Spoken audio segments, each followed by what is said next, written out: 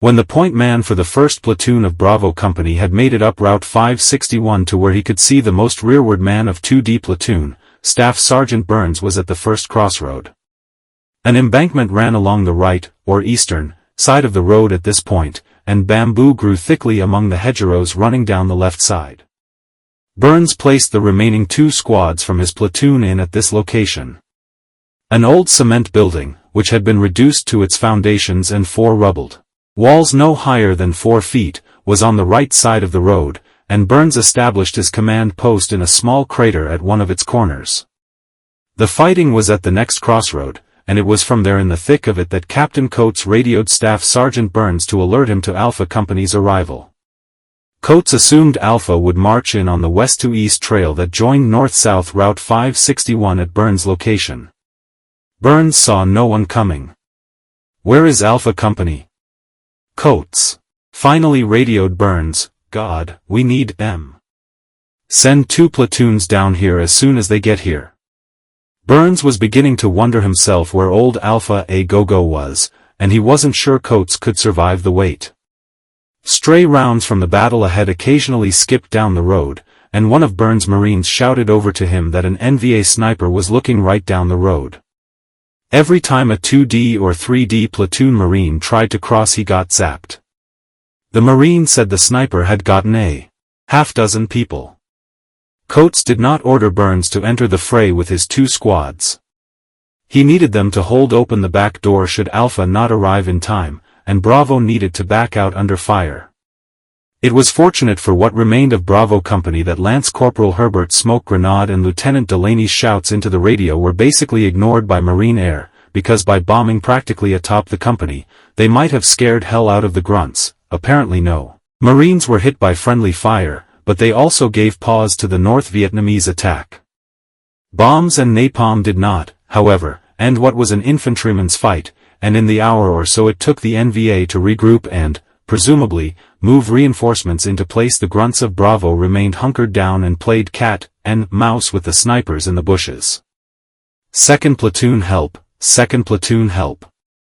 No one moved because the call was obviously coming from an English-speaking NVA trying to entice a Marine to come running to help, so he could shoot the man for his trouble.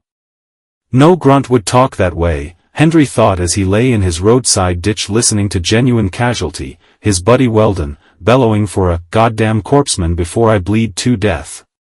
No one moved for Weldon and Piggott caught sight of a man in Marine gear walking across a field. They held their fire, they realized too late that no Marine would be crazy enough to stand up by this stage in the fight. By then the NVA imposter had disappeared into the bamboo, and Hendry and Piggott were mad enough to spit, especially when a Chicom thumped into the dirt on the edge of their ditch. It was right above Hughes's head. Hughes already had 3 dents in his helmet from where rounds had ricocheted off, and now the steel pot saved him again, although the explosion did deafen him and give him a concussion. More shrapnel filled the air from 4 mortar tubes the NVA had employed, pumping a near-constant stream of rounds on all of Bravo Company except, by oversight, Lieutenant Delaney's bamboo thicket in the middle of their scrambled perimeter. Somewhere in all of this, Captain Coates was hit and his FAC, Captain Warren O. Canape, got through on the radio to Lieutenant Delaney who, as the company exec, should have taken command. He was, however, in no position to do so. Out of the sun in his bamboo clump, Delaney no longer seemed on the verge of passing out, however, after Canape's call, when Delaney and his surviving radioman LCPL Lawrence G. Cromwell crawled from their cover so as to move up the road and take command, NVA fire instantly sent the brush shuddering around them. They scurried back. With one of his radiomen already shot dead on the road, it didn't take much to convince Delaney to stay where he was. He radioed Canape to take command of Bravo Company while he, Delaney, would hold his position in the middle and send up reinforcements from Alpha and Charlie companies as soon as they arrived. Canape, who had only been with the company about 2 weeks after combat duty as a fighter pilot, answered that he too had been hit and that his radioman was the only Marine he was really in command of. 5 days later, Delaney explained the situation like this to the 3D Marine Division Historical Section, from what I could gather it was complete disorganization down in front with 2 platoons and the 6 CP. The platoon commanders was hit or dead. The only one running the company down. There was the forward air controller and he didn't have communications with the 2D or 3D platoon. So we had was fire teams in little pockets with no control. They were just on their own, set up their own little perimeter, and, of course, we had the dead and wounded mixed in with them all over the place. Delaney and Cromwell, the only ones still in radio contact with battalion, they probably knew more about the big picture than anybody else in the company, expected Alpha Company to arrive any moment, and comparing maps. It seemed that Alpha had made it to within several hundred meters. Then word came to Delaney and Cromwell that Alpha had been ground to a halt and that they had in excess of 30 casualties.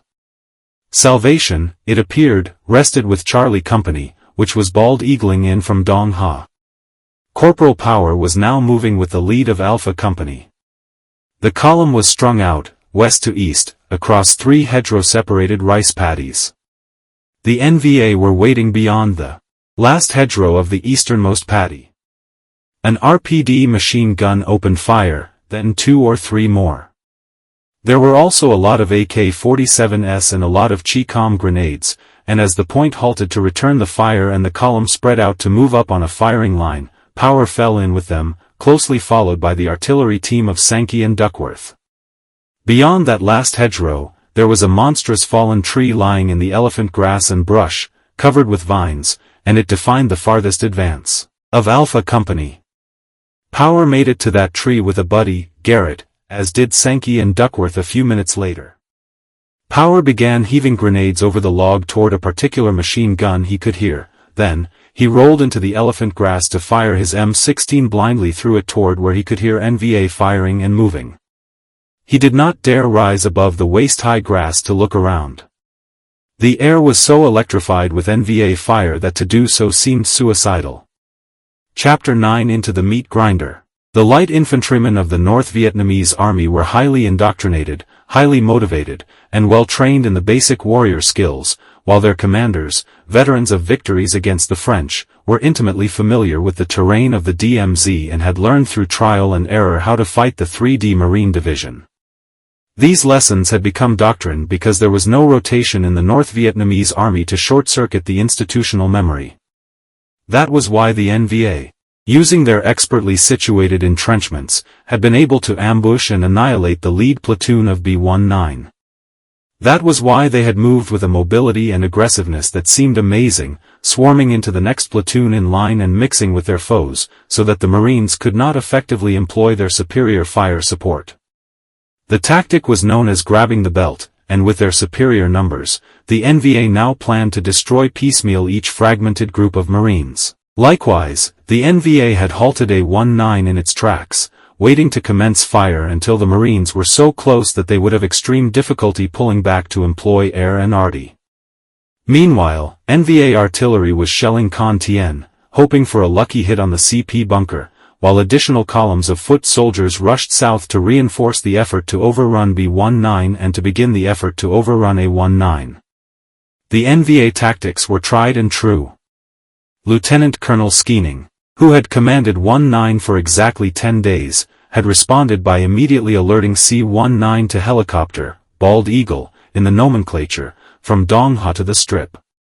This would take time, so meanwhile, he had directed D-19, on the bunker line at Con Tien, to make one platoon available to attempt an overland relied with a 4-tank platoon from a 3D tank battalion.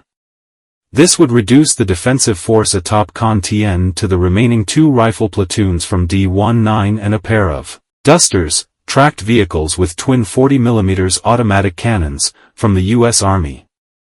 These would hardly be adequate should the multi-battalion NVA force in the marketplace push through A, B, and C-19 and assault up the slopes of Con Tien. Such a possibility was transmitted to regiment and on to division, where the decision would have to be made regarding the commitment of the Northern I Corps Reserve. For the past several weeks it had been 19, from Dong Ha. On July 2, 1967, the closest that Captain Mac Radcliffe, the S-3A, Assistant Operations Officer, 1st Battalion, 9th Marines, had come to the enemy was to observe several at 700 meters through field glasses at Con Tien. That was a frustrating circumstance, for he sorely wanted to command a Marine rifle company in combat. This he had made abundantly clear upon arrival at the 3D Marine Division CP in Phu by exactly 6 days earlier, the day after he touched down in Da Nang. The division personnel officer behind the field desk in the hot, dusty tent was a Mustang captain, a man resembling Radcliffe's father who was a gruff up-from-the-ranks old corps captain. Radcliffe knew how to talk to him. The captain tried to oblige this young hotspur. The Mustang checked the division's company commander slots and finally looked up. "Well, how about 19? Captain, I don't give a shit where I go. I came over here to command a rifle company. You can put me in Dong Ha to command a rifle company, or you can put me up in Hanoi. Just give me a Marine rifle company. I'm an infantry officer and that's all I want to do." "Okay, you're going to 19. The convoy leaves from here." "Thanks." Radcliffe put his cover back on upon exiting the tent. There, coming down the road, were 5 or 6 buddies, fellow captains just off the plane who had also just received their orders. They fell in together on the road like raucous fraternity brothers, heady with the anticipation of adventure. They knew they were invincible, and they did not yet understand the true meaning of their question, "Where you going?" 19. They laughed, and Radcliffe rejoined, "What the hell's so goddamn funny? Where you guys going?" 29. 33. "Fine, so what the hell you Logan about?" "Mac, goddamn 19's at Con Tien." "So what?" "They told me I had a good chance to get a rifle company." More laughs from these hot dogs. "Then, yeah, you'll have one for about 3 fucking days with those guys." "Christ, you never heard about 19, The Walking Dead? You never heard about 19's reputation?" "Nah, what the hell's the difference?" The next morning's convoy took Radcliffe to Dong Ha, where he found the tents housing the battalion rear, and he presented himself to Major Danielson. The battalion exec sat shirtless and fleshy behind his field desk, using 40 words when 4 would suffice. Radcliffe could just tell he was a boat school guy, a ticket-punching bureaucrat. He explained that indeed a company commander's slot had been opened but that the S-3A, Captain Coates, had just filled it. Danielson added that Radcliffe would most likely fill Coates's place as the 3 Alpha and that, as far as being a company commander, he would just have to wait until somebody rotated. Or somebody gets hit, thought Radcliffe. 2 nights at Dong Ha, then Radcliffe caught the convoy to Con Tien, where he met Lieutenant Colonel Skeening and was turned over to Captain Kurd, the S-3, to be snapped in, briefed, and oriented. Con T was miserable and dusty, and hotter than he knew anything could be. He couldn't sleep at night. He could barely control his fear and self-doubt as he anticipated his first contact. "Can I hack it?"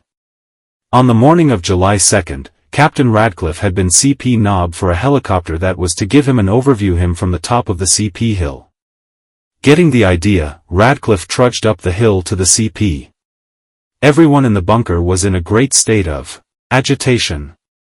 Lieutenant Colonel Skeening and Captain Kurd gave Radcliffe a quick briefing, mapping out the approximate locations of Alpha and Bravo companies and explaining that Bravo was in heavy contact but that details were foggy as radio communications were intermittent. Apparently, as they explained, Captain Coates had been wounded and his FAC, Captain Canape, had assumed command. Skeening appeared concerned about having an aviator in charge out there and concluded, "Radcliffe, you're going to take a relief force out there. Sasek is going to give you a platoon from Delta Company and some tanks. You go out there and take charge of Bravo Company, find out what's happening. Pull them back to the strip." Aye, sir." Radcliffe was ready. His mind was clear. Only after the event would he comprehend that years of training and practice had exorcised those demons of self-doubt the moment he got his marching orders. Captain Sasek, the CO of Delta Company, was also in the CP and Radcliffe was overjoyed at his presence. They had gone through OCS together and had most recently served together as tactical instructors at the basic school. Sasek was a short and stocky athlete who came across as a good old country boy, dumb, yeah, Radcliffe thought. Dumb like a fox. Sasek exited the CP with Radcliffe, giving quick advice as they headed for the tanks. For one thing, Radcliffe carried only a .45 pistol. This was in accordance with the directives he had read that officers should only carry side arms so they would remain true to their positions as firefight directors, and not give in to the temptation to become participants with an automatic weapon in hand. That was all nonsense, and Sasek gave Radcliffe his M16 and a bandolier of ammunition. Radcliffe strapped it around his waist, then took 8 more magazines that Sazed produced and crammed them in a baggy thigh pocket of his jungle utilities. He had his helmet and flak jacket on and was now packing an M16, a .45, a K-bar knife, 2 canteens, a compass, and enough ammo, he thought, to last him his whole tour. Captain Sasek explained that 2DLT Thomas P. Turchin, the 3D platoon commander of Delta Company and the one who would be accompanying the tanks, was brand new. But, Sasek said, he could offer compensation in the form of CPL Charles A. Thompson. He was Sasek's own senior radio operator, and as he told Radcliffe, "You take Thompson. The guy's good, he knows the territory." Captain Sasek had gotten the word before Radcliffe, so Turchin and the 3D platoon the 3rd Herd were already sitting all over their 4 M48 tanks. Radcliffe and Thompson climbed into a jeep, with driver, as did Lieutenant Howell, the battalion intelligence officer. He, too, was going. Howell, a gentleman and a warrior, was stocky and muscular with a black flat top and a dark complexion. He had done a hitch as an enlisted man. Then he had completed his degree and gone on to a high school teaching position in a family. When the Marines had landed at Da Nang, though, he had felt honor-bound because of his reserve commission to request an active duty assignment in Vietnam. The man was committed, he was smart, and he was incredibly brave. He had commanded the 3D platoon of Bravo Company for more than 8 months and his years as a high school teacher and coach had served him well. Always calm, never abusive and always an officer, Howell had instinctively known how to handle these young Marines. They in turn, had worshipped him as the only goddamn officer worth his salt, at least in Bravo Company. And although he was only weeks away this July morning from rotating back to his wife and children and the safe life he had never had to leave, Howell had volunteered to accompany the inexperienced Radcliffe and Turchin. Those were his Marines dying in the marketplace, and there was no way he could abandon them. That's the kind of man he was. That's the kind of Marine he was. The jeep and tanks started out. When Charlie 19 was alerted to Bald Eagle to Bravo Company's rescue on the morning of July 2, 1967, the second day of their Dong Ha RNR, it was a tired grunt company badly in need of rest. This did not distinguish Charlie from Alpha, Bravo, or Delta 19, but it was a fact reflected in the letters of Corporal Sullivan, a fire team leader in the 2D platoon and one of the best Marines in the entire company, for March, 1967. I saw Alpha Company come back in carrying 10 dead VC and 2 live ones. These VC up here aren't rice paddy farmers, they're NVA regulars and you have to kick their teeth out before they rum. No problem. This battalion's been waiting a long time to do just that. 13 March 67. Well, we got creamed. About 40 casualties in the company. My squad: Tony Orlando dead, old Mac Maturi, shrapnel up and down his spine and legs, Martin, a plate in his knee, Jackson, legs and back, Charlie Marlowe, shot in the shoulder, Frank Bignami, shrapnel in the neck. Doc Klein got wounded, Doc Jessup and Doc Tessier got wounded trying to patch Tony up. He got shot in the leg by a .50 and as they were trying to patch him up a gook threw a grenade which rolled up against Tony's back and went off. The company gunny got hit, so did a photographer, Lieutenant Dixon, 5 guys out of 60 mortars, 3 guys attached to 2D PLT with machine guns, Sergeant Cantu got killed and a lot more. Charlie Company isn't taking any more slant-eyed prisoners. We killed 400, about, of them. They found out this wasn't 2/3 or 3/4 they were messing with. They met the hard guys. The meat grinder of which Corporal Sullivan wrote took place on March 5, 1967 in the one and only Fuin, and their incumbent skipper, Captain Kurd, currently the battalion operations officer, was one of the wounded. Their new skipper, Captain Reed, was killed on April 5, 1967 when some elements were overrun along the street without joy. One of the platoon commanders, Lieutenant Dixon, currently the headquarters company commander, took the company for several weeks until Captain Hutchinson transferred in. Corporal Sullivan was made squad leader, and the 2D platoon got a new platoon commander, 2DLT Frank Labuti, a darkly handsome Citadel graduate and an excellent officer for a boot brown bar, and a new platoon sergeant, SGT Anthony Lefeef, a tough, soft-spoken Samoan with a temper if pushed. They also got a few new guys to fill out their depleted ranks, including Larry Stuckey, a volunteer. Labuti and Lefeef were under a poncho shelter having sea rations when he knelt down to look in. "This is Lance Corporal Stuckey reporting in, sir." "Oh, relax, relax."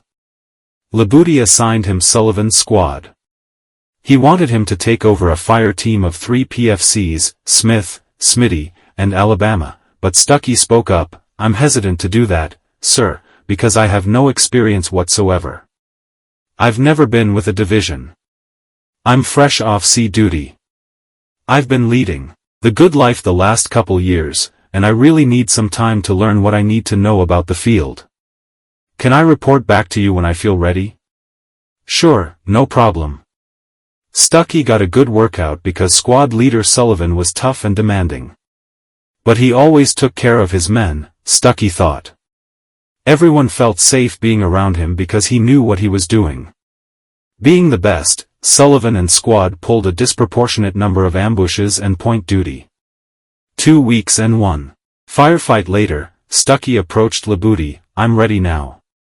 Labuti, Lefeef, and Stuckey thus became veterans of the hot, dusty, nickel and dime contacts that grindingly filled the void between the big battles, with Stuckey losing Alabama along the way to an AK-47 graze wound across the neck, while Old Salt Sullivan recorded their ups and downs in his letters home. 22 May, 1967. "We was in this real thick growth and this guy who was the point walked right up on a gook sleeping in a hole. He pulled the trigger once and nothing happened. Then the gook woke up and watched while he pulled the bolt back and got another misfire. Then he went and jumped in a bunker with another gook and they jabbered at each other all the while that the grenade that sent them to hell was being sent, sealed with a kiss, to them, compliments of Dick's fire team. We also had one guy wounded a few hours before that by a gook grenade thrown by a gook dressed up like a tree." May 25, 1967, "My squad keeps getting smaller and smaller. I got one guy with heat exhaustion and another, a nigger, with a fake foot injury. I let him go because I don't rightly appreciate niggers' know-how." June 2, 67. "We are at Con Tien. One of my men got killed in a minefield the other night. I told the idiot about it. I found his body the next morning. He was after a parachute which was hanging on the barbed wire. Damn shame, 18 years old with 30 days left in Vietnam. Please send 3 pounds of sugar and some yeast cakes, it's a special project. I got a hillbilly in my squad who says he can make grape wine. We got plenty of grape juice." June 29, 1967. Delta Company was hit near the marketplace and as they closed with the dug-in NVA, under air and arty cover, Charlie Company swept in under fire to help with the mop-up. Of this firefight, the letter to the Sullivan home came not from their son, but from a grieving buddy. One of his men was hit by a burst of fire from a machine gun and he was helping Dick turn the man over so they could dress the wound. This man that was hit made it out okay. Your son was hit through the back and was conscious for about 30 seconds at the most. Out of the 4 men who went to try to help get him out, 3 was hit. The corpsman tried every possible way to save him. If we could have gotten him out sooner, I think we could have saved him. But the enemy had us pinned down for about 20 minutes at least. When we finally got him out, his pulse was very weak and he didn't make it to the landing zone for the choppers. Nickel and dime. Nickel and dime bullshit. The water ration above the strip allowed no shaving and barely enough to drink, so on July 1st when Charlie Company assembled in a clearing for the helicopters, they were one bearded, dirty, scruffy, tattered mammalian group of grunts that stank to high heaven.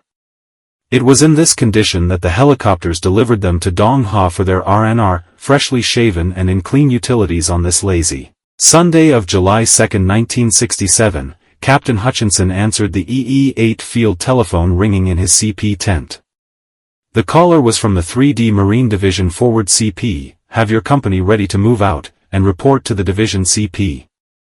In the relatively brief time that Hutchinson had commanded Charlie Company, he had impressed his riflemen as a calm, deliberate, and straightforward skipper who knew his tactics and got to know his people. Their last commander, Curd, Reed hadn't survived long enough to make a strong impression, was a hardcore, hard-nosed man whose fighting skills and personal bravery were matched only by his ego. Hutchinson in comparison was soft-spoken and did not appear to be eyeing his future oak leaves at the expense of his men. Everybody loved Captain Hutch. What they did not know was that he had come to 19 under a cloud from February 26. There had been an incident involving then-Lieutenant Hutchinson's platoon outside Da Nang that included a pitch-black night and a plan to surreptitiously leave one platoon behind while the other two noisily departed their overnight position. The idea was to ambush any VC who came to look over their supposedly vacated bivouac, but the stay-behind platoon ended up ambushing Hutchinson's platoon. In the confusion, he lost physical contact with his rear squad, and they did not rejoin until dawn. Shortly thereafter, Hutchinson was relieved of command and promoted to captain, nonetheless shuffled off to the DMZ where the war really started for him. Briefed in the underground, sandbagged, and fluorescent-lit bunker of Division Forward, Captain Hutchinson was told that the sweep being conducted by A and B-19, in the area C and D-19 had just departed, was in heavy contact, with Bravo taking the worst of it. And that a tank platoon with a platoon form D-19 was proceeding toward where Route 561 entered the northern flank of the strip. C-19 was to bald eagle onto the strip, rendezvous with the tanks, and proceed north on Route 561 to the farthest point of Bravo and then recover their dead and evacuate their wounded. Why are you sending another company into the meat grinder? Hutchinson found himself thinking as he listened incredulously to the various briefers. To begin with, he didn't want the tank support. They were nothing but big, lumbering targets, he thought, prone to break down, and he was amazed that the tank seemed to be the extent of the fire support he was to be provided. Then there, abandoned, and lean reinforcements like C-19 had to be shoved into the fray while the decision was made regarding the commitment of 3-9. There really was no choice, so Hutchinson swallowed his reservations. Aye, sir. I'll do my best. I'll try to get them out. Meanwhile, Charlie Company was being rounded up by the gunny and his runners. Lieutenant Labuti, for example, was at Mass. He was, after all, from a nice Italian family on Long Island, when someone interrupted the celebration by calling from the back of the chapel tent, "Everybody from Charlie 19 get to your CP and get to the LZ. Charlie Company members, please get back to your area, get your gear, and get down to the landing zone." Lieutenant Labuti and several others jogged back to the company tents in minutes, and when Labuti stuck his head in the CP tent to find no Hutchinson, he headed for the nearby tents of the battalion rear. "What's going on? I just got word for everybody to get down to the LZ." An officer there explained that Camo had been lost with Bravo Company and that Alpha was in trouble too. "Get Charlie Company ready to go. Get down in the LZ. Fly in and do what you must. Make sure that you have your gas masks because we think they may be throwing gas." By the time Captain Hutchinson jeeped to the Hello Zone, things were getting typically hectic. The gunny had about 80 or 90 riflemen formed up by fire teams and squads, but of Charlie Company's 3 rifle platoon commanders, only Labuti of the 2D had been located in time. The 1st and 3D platoons were to be led by NCOs. The grunts were angry about their aborted R&R, and they were scared. So there were some long faces as Captain Hutchinson gave them the frag order. Frank, you and 2nd platoon will be in front. 1st and 3rd will be on the flanks, and I'll be in the middle with the CP. We're going in a formation roughly egg-shaped, and move down to the area where Bravo Company is, set up, see what's there, and then take it from there. The 4 M48 tanks from a company, 3D Tank Battalion, were commanded by a staff sergeant, and they moved east from Con Tien along the southern edge of the strip at a good pace. In the jeep, Lieutenant Howell and Corporal Thompson kept changing to various radio frequencies hoping to pick up a communication from Bravo Company. Nothing. Still, the situation didn't yet seem real to Captain Radcliffe, who was also in the jeep. This was his first day in the bush. The situation was very real to one of the anonymous tank-borne riflemen who was on his 6th month in the bush. Everyone's gear was individualized, and this Marine had taken a black pen to the camouflaged cover that was sealed like a second skin to his steel pot. On one side he had drawn a Confederate flag, and on the other was his girlfriend's name, his blood type, and 19. On the back was, "Missouri is the state I'm from. But misery is the state I'm in." This Marine, however, had volunteered for this misery, and from day one at Camp Pendleton, he'd been taught that the lowest thing on earth, besides a Marine recruit, was a non-hacker, a buddy fucker, somebody that didn't pull his load. Anybody that wears the uniform is your buddy. If he's a Marine, he's family, and if you back out on him, you're lower than shit. Twice, he had turned down his RNR because they were scheduled on the eves of major operations, and good old dying Delta needed every swinging dick. I'm not a brave man. The idea of embarrassing myself in front of my buddies is probably what kept me going. Now, he was jostling along on the back of a tank, heading toward the sounds of the guns once again. Marines never leave their dead. Marines never leave their wounded. The loyalty is the main thing. You're loyal to the Corps, and the Corps is each individual Marine. The tanks and jeep made a left turn onto Route 561 and headed north across the 600 meters of strip. They stopped on the northern side just short of the trees and bushes, and the infantrymen dismounted to reconnoiter and secure the area. They did so without difficulty. There was a half-moon of old, partially backfilled fighting holes tied into the strip with Route 561 running north-south through the center of the arc. Captain Radcliffe was beginning to think that the situation was not as grave as had been indicated. They had not seen a single enemy soldier, had not taken a single round. And he decided to deploy Lieutenant Turchin's platoon here to secure a medevac landing zone, while he went forward with Howell and Thompson and the tanks, to take charge of Bravo Company and bring them back south. Radcliffe told Turchin not to move for any reason from this position. Spread your platoon out as much as you can in this half-moon and dig in. We're going to go up and find out what's going on. Lance Corporal Stuckey of the 2D platoon, Charlie Company, who was tall, muscular, and diming was over. Their helicopters began landing then. It was about noon, and Stuckey ended up sitting beside Sergeant Leffife. He glanced at Leffife as they approached the strip for their landing. Leffife, the usually happy warrior, was looking unusually grim, and Stuckey chewed gum in cadence with his pounding pulse as the back ramp began its motorized reopening.